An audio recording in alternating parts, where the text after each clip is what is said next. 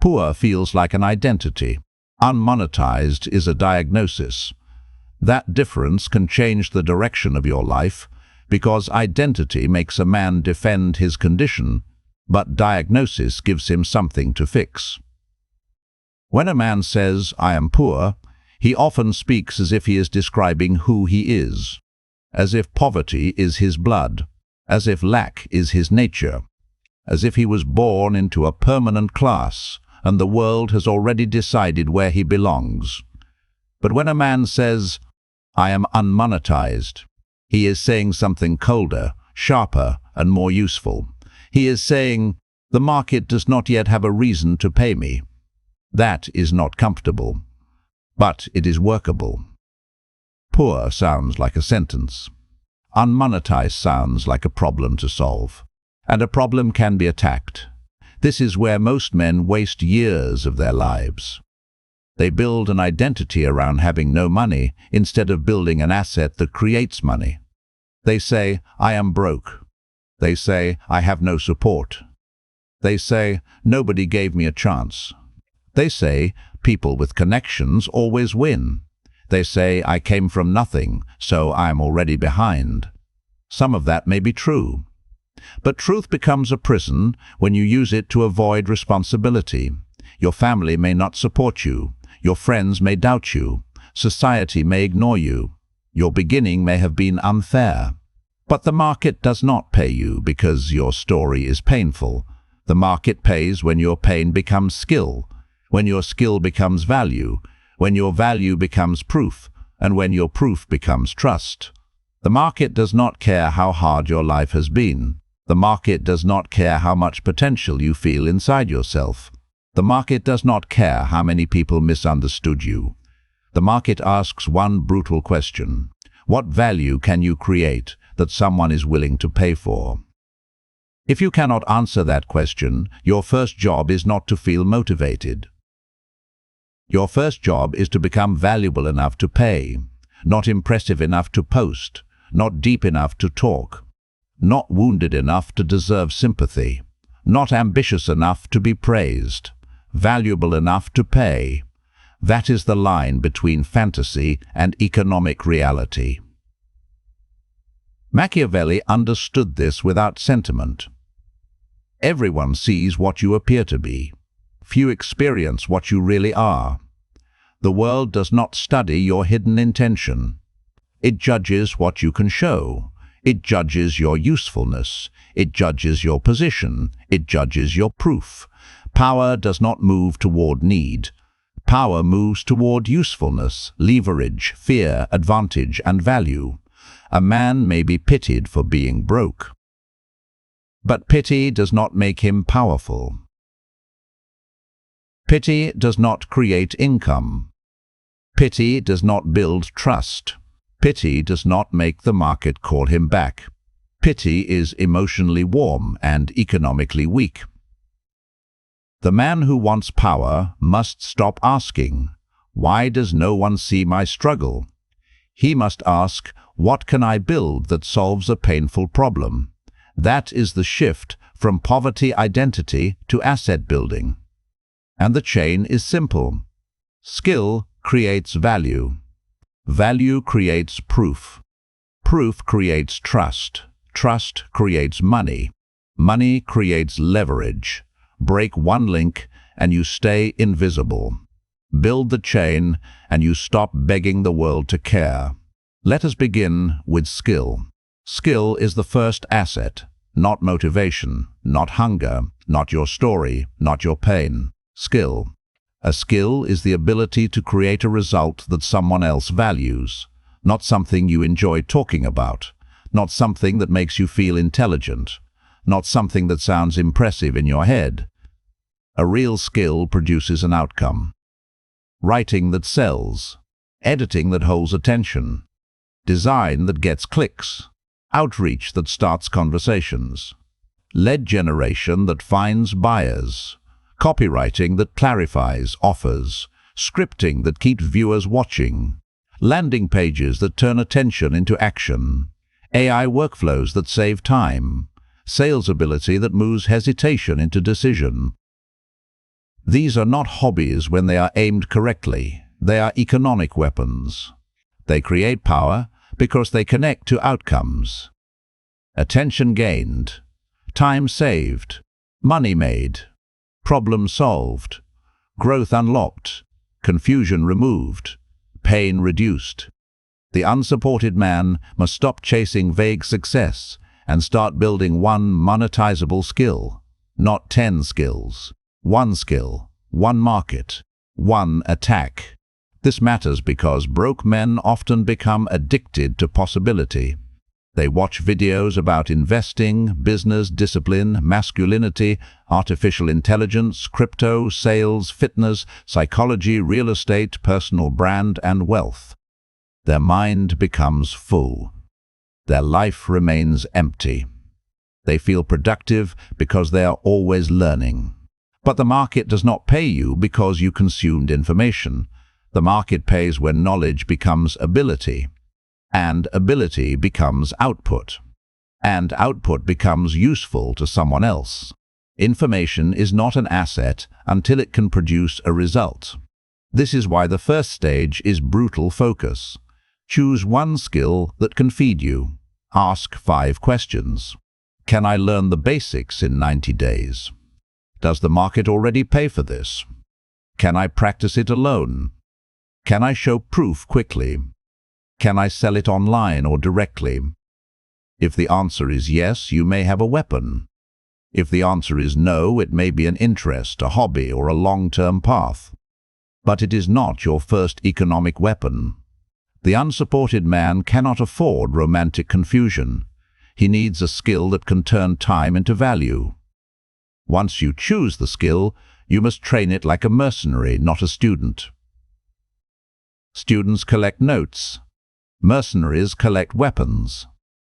The student wants to understand everything before acting. The mercenary learns what he needs for the next move. The student highlights. The mercenary produces. The student hides in theory.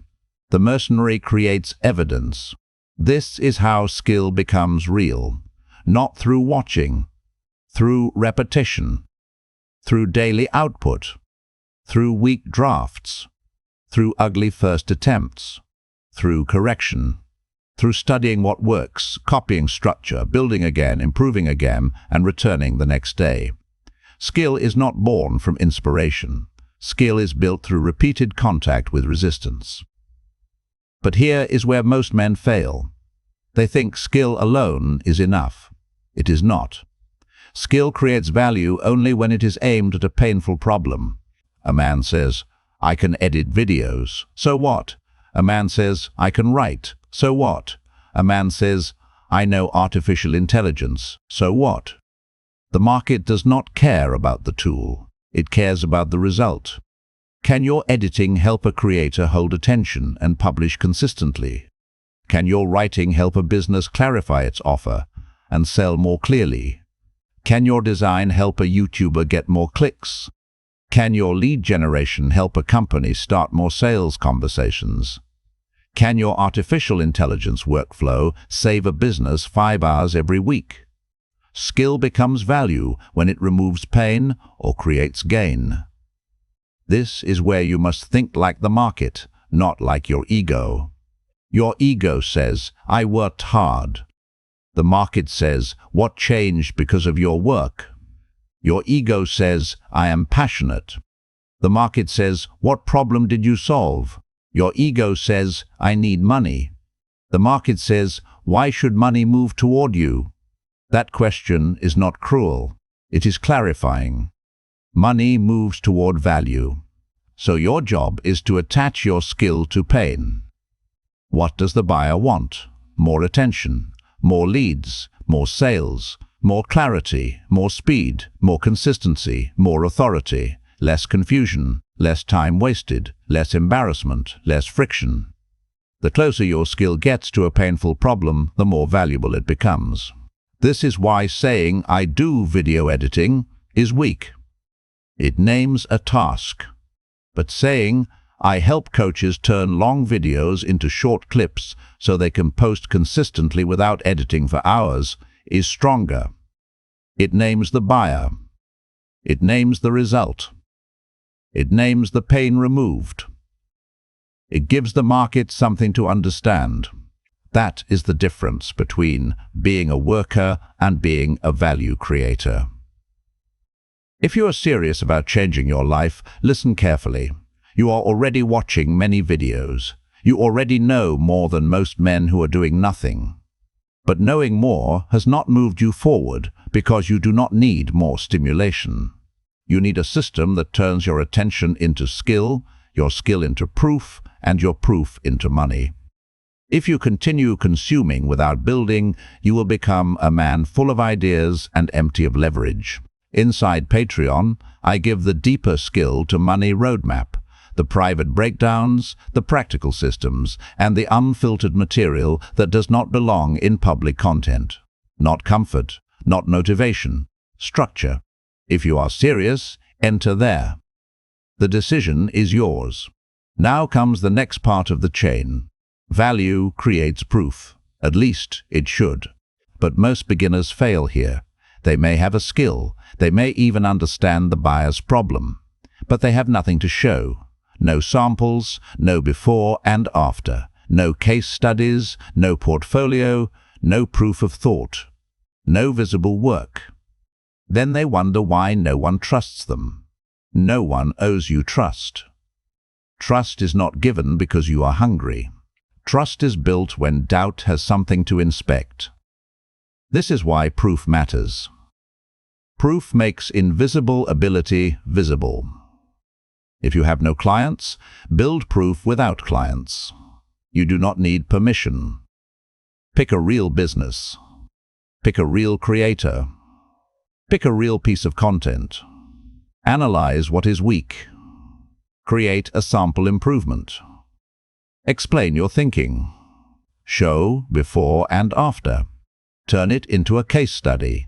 If you are a scriptwriter, rewrite a weak opening.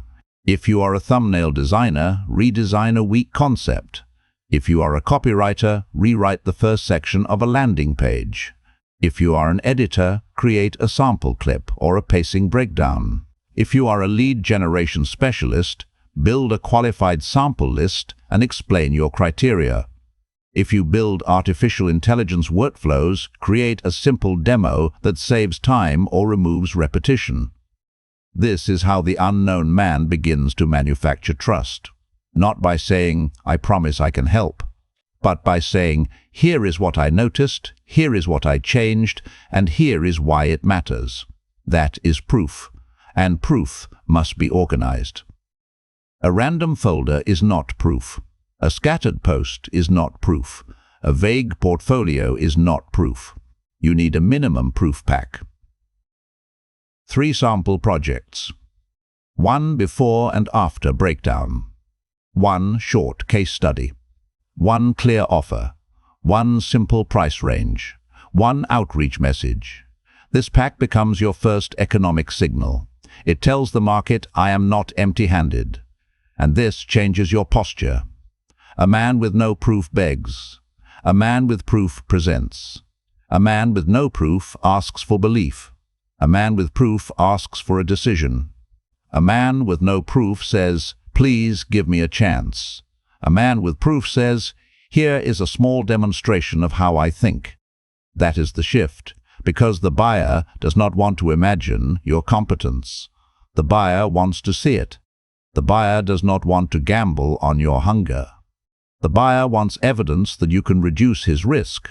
This is how proof creates trust. Trust is the next part of the equation. Skill creates value.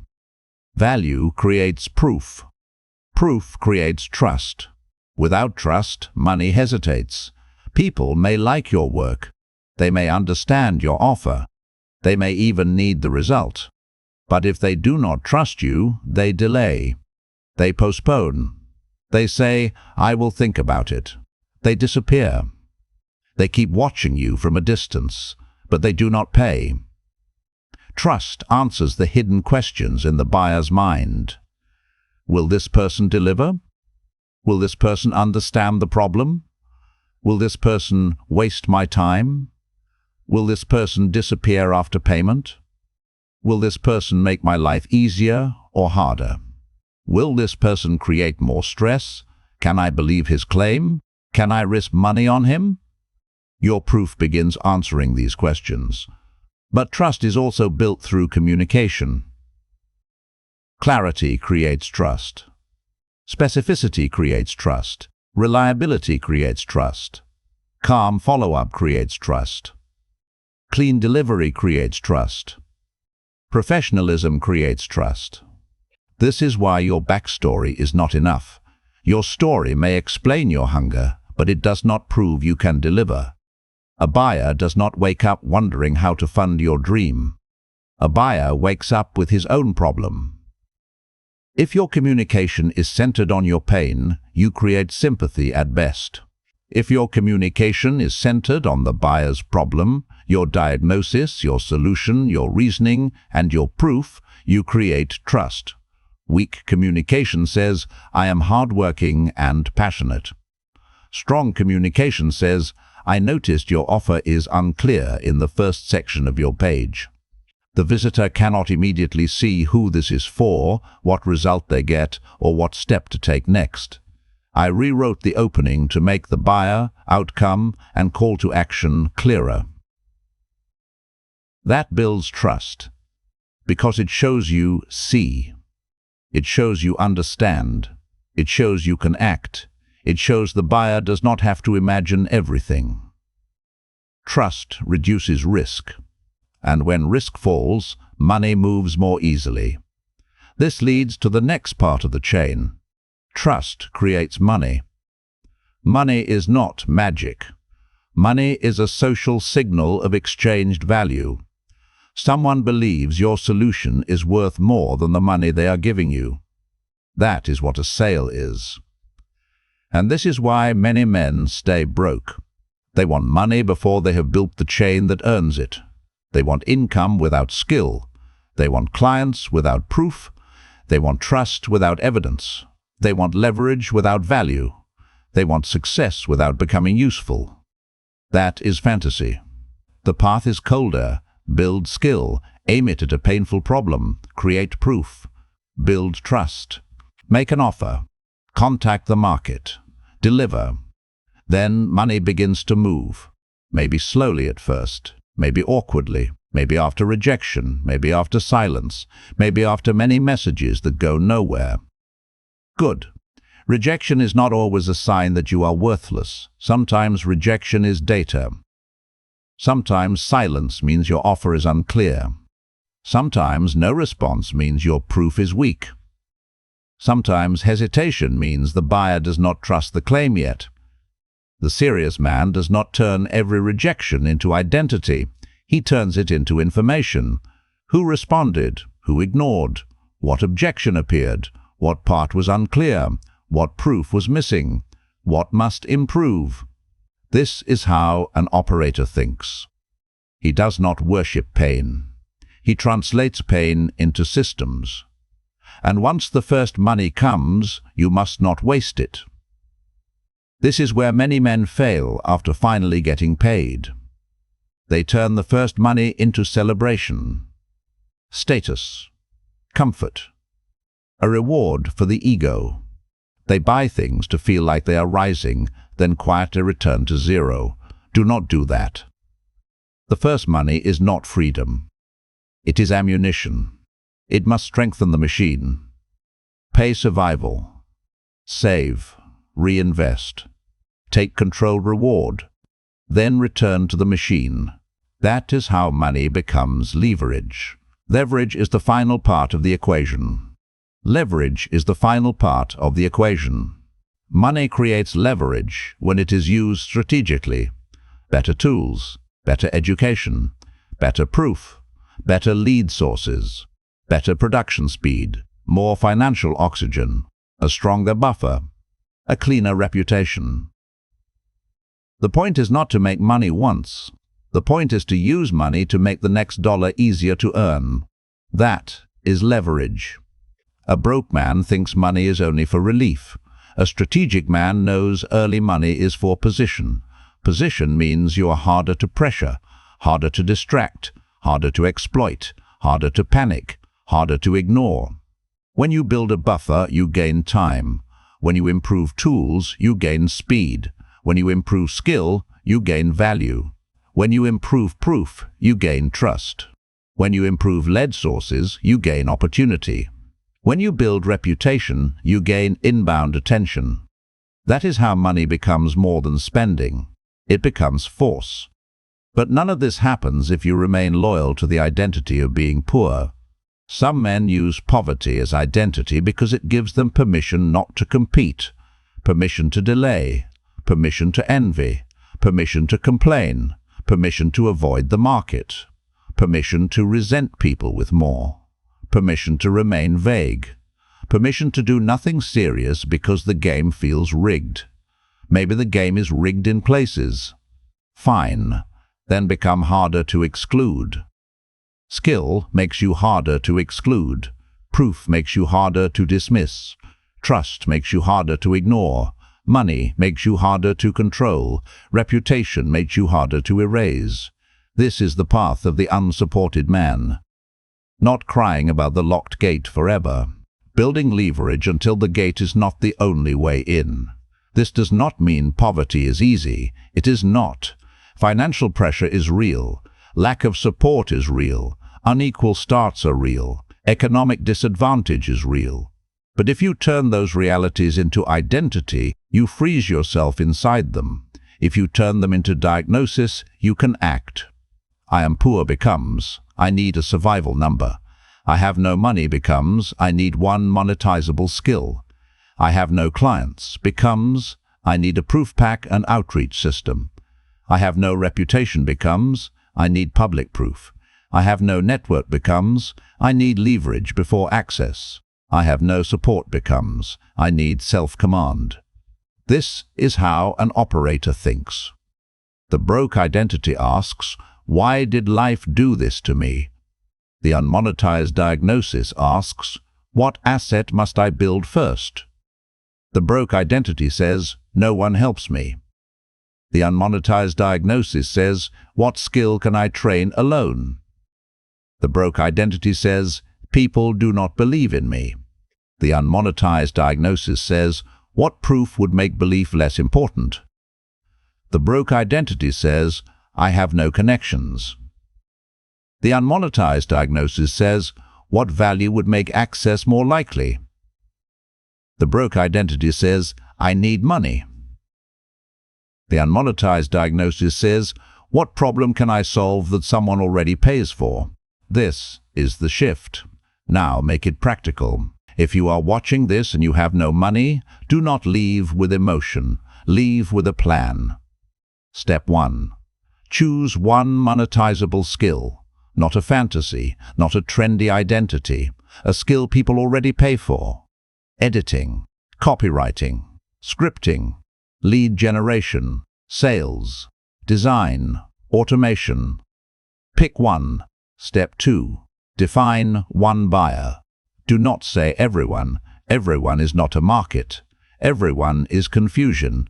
Choose a buyer with pain and ability to pay.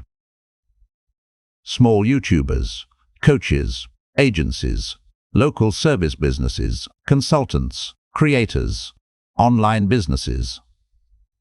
Pick one. Step 3. Find one painful problem. What costs them time? What costs them money? What blocks growth? What creates embarrassment? What do they already pay to solve? Do not sell your skill first. Diagnose their pain first. Step 4. Create 3 proof samples. Do not wait for clients. Build samples. Show before and after. Explain your reasoning. Make your thinking visible. Step 5. Write one clear offer. I help a specific person achieve a specific result without a specific pain. Not, I do editing. Say, I help coaches turn long videos into short clips so they can post consistently without spending hours editing. Not, I write copy. Say, I help local service businesses clarify their homepage so more visitors understand the offer and contact them. Specificity is power because it reduces confusion.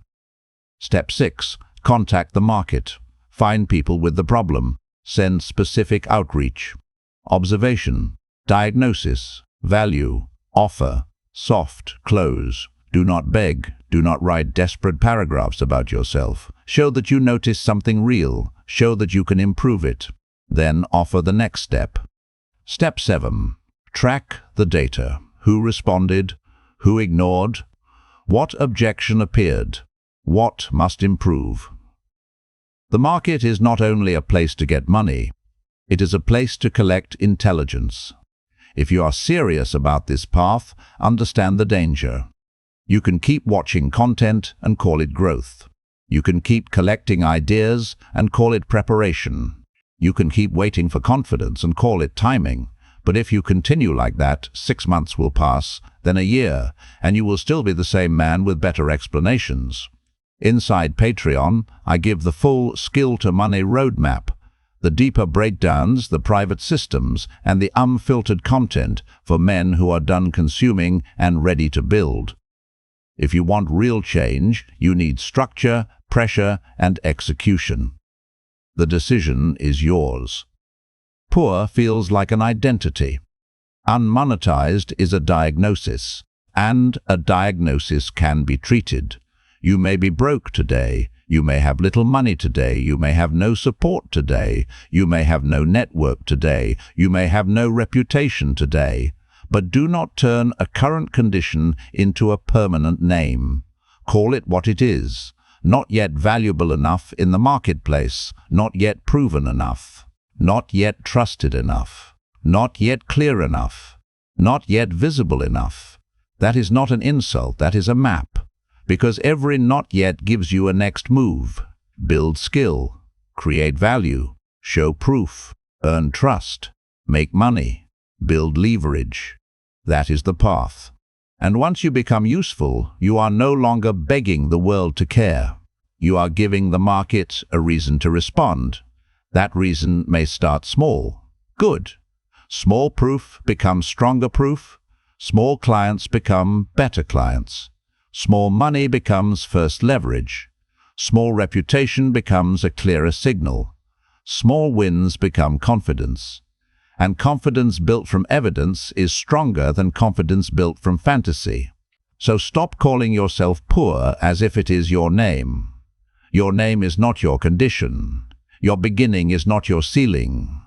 Your lack of support is not your excuse to remain weak. The world may not come to rescue you. Good. Then build something the world cannot ignore. Skill, value, proof, trust, money, leverage. That is how the unsupported man becomes economically visible. That is how abandonment becomes pressure. That is how pressure becomes discipline. That is how discipline becomes proof. And that is how proof becomes power.